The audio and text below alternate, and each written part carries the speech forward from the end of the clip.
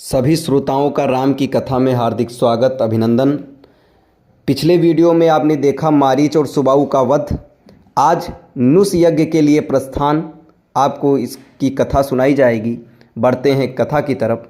ऋषि विश्वामित्र ने बताया, हे राम, जनक मिथिलापुरी के राजाओं की उपाधि हैं जो चिरकाल से चली आ रही है।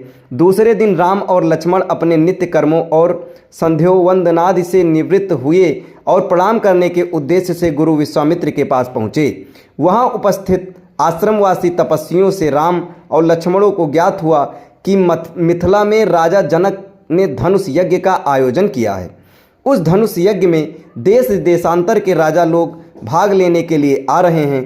रामचंद्र ने गुरु विश्वामित्र से पूछा, गुरुदेव, इस धनुष की क्या विशेषता है और इस यज्ञ का आयोजन का उद्देश्य क्या है? ऋषि विश्वामित्र ने बताया, हे राम, जनक मिथिलापुरी के राजाओं की उपाधि है जो चिरकाल से चली आ रही है। प्राचीन काल में किसी समय देवरात नामक पूर्व पुरुष ने बड़ी निष्ठा और श्रद्धा के साथ यज्ञ किया था, जिसमें उसने देवताओं को भी आमंत्रित किया था।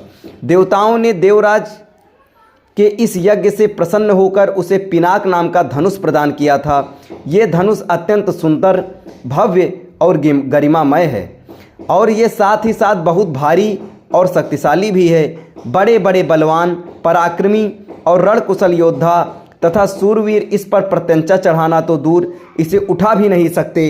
अपनी एकमात्र रूपवती एवं लावण्यमयी कन्या सीता के स्वयंवर के लिए मिथिला नरेश ने प्रतिज्ञा की है कि जो भी पराक्रमी वीर राजकुमार या राजा इस धनुष पर प्रत्यंचा चढ़ा देगा, उसके साथ वे अपनी कन्या का विवाह कर देंगे।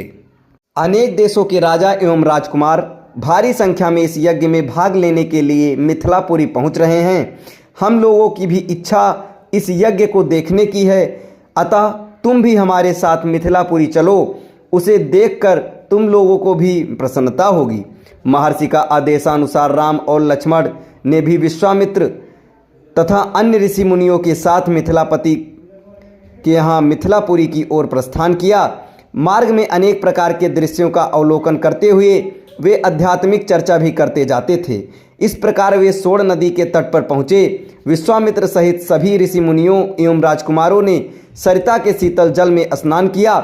इसके पश्चात संध्या, उपासना आदि से निवृत्त होकर धार्मिक कथाओं की चर्चा में व्यस्त हो गए।